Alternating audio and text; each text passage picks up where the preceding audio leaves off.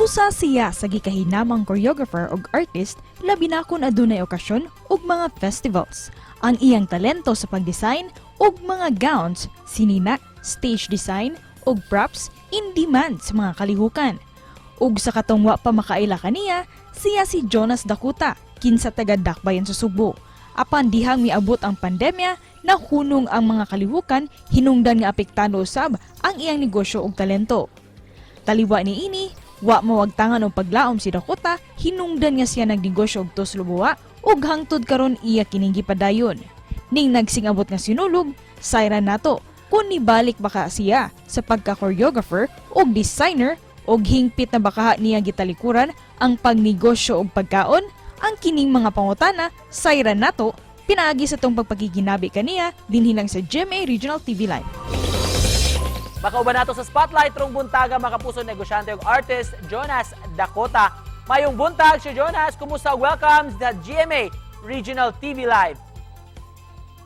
May buntag sa diha, sir. May buntag sa tanan.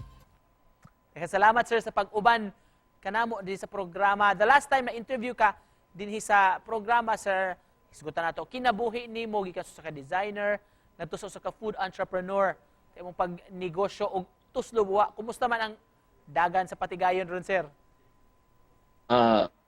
Mas ni progress ang ako ang business karon. Sukad atong interview ko last, then akong kuan business karon is progressive jud siya, progressive. Wow. In fact nanaganita diha sa kuan ron, nanata sa Colon Night Market.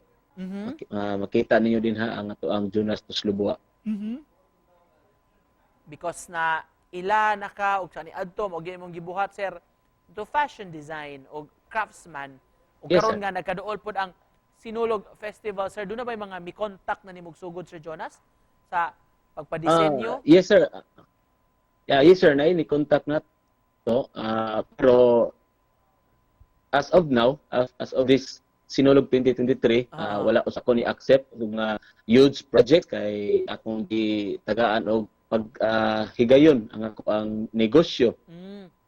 May mo gitutukan. Pero nagya poy mo kuha na to.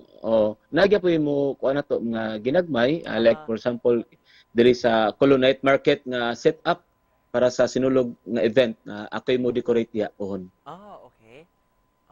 Unsa may do you have any idea na in mind, sir, sa Sinulog theme nga set up sa night market? Unsa may imong ipakita? Ako lang ipakita sila is ang pagka colorful sa kinabuhi. Mao ni nga makahatag na to og pagdasig nga bisag kuan pa man sa mga nanglabay mga pandemic, at least karon ma-colorful na ato ang atong panginabuhi ug ang kinabuhi po. Wow. Speaking of colorful, sir, sa imong palibot, diha mismo sa imong likod, Sir Jonas, unsa man ning colorful kaayo nga backdrop nimo para asa man ni? Mao ni siya preparing ni for kuan Sinulog decoration diya sa ato ang Colon Night Market. So labi nagmaingon ani, sir, mga sinulog theme. So colorful jud kayo, sir, ang imong ang designs, ang imong ipakita, ang imong i-display. Yes sir, yes sir. Can you show to us? Colorful good siya, sir.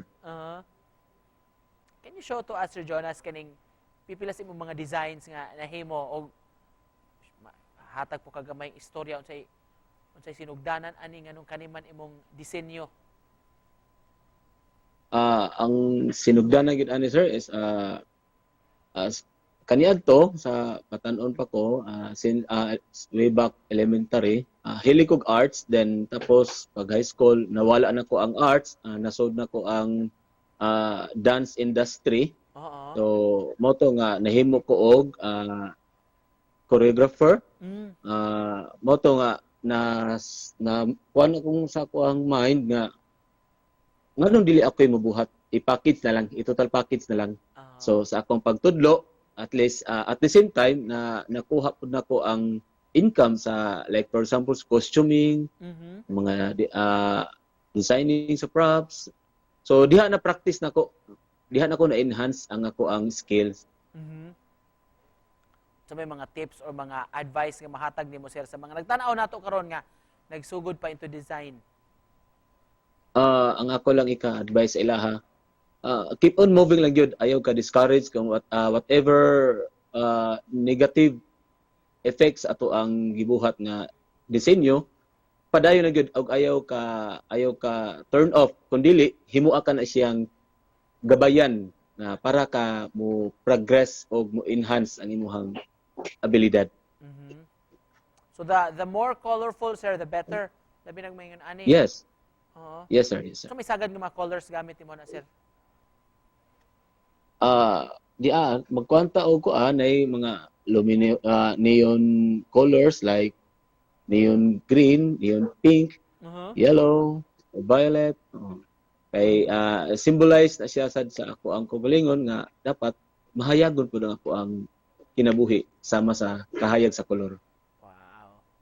And just to close this, Sir Jonas, panapos sa may message nimo sa atong mga viewers Rumutaga. Og salamat ni ayo sa mga viewers, og labi na sa kanunay sa pagsuporta, labi na sa ato ang industriya sa negosyo o sa designing industry. Og hinaot unta nga kini ako ang mga nakabot karon mamahimo kining guide or inspirasyon sa matag usa kaninyo. Dili laban na gyud ta, walay sukuhay. Daghang salamat kayo sir for joining us this morning mga kapuso, designer og negosyante Jonas Dakota. Pit Senior sir. Pet Senior 2. Happy New Year.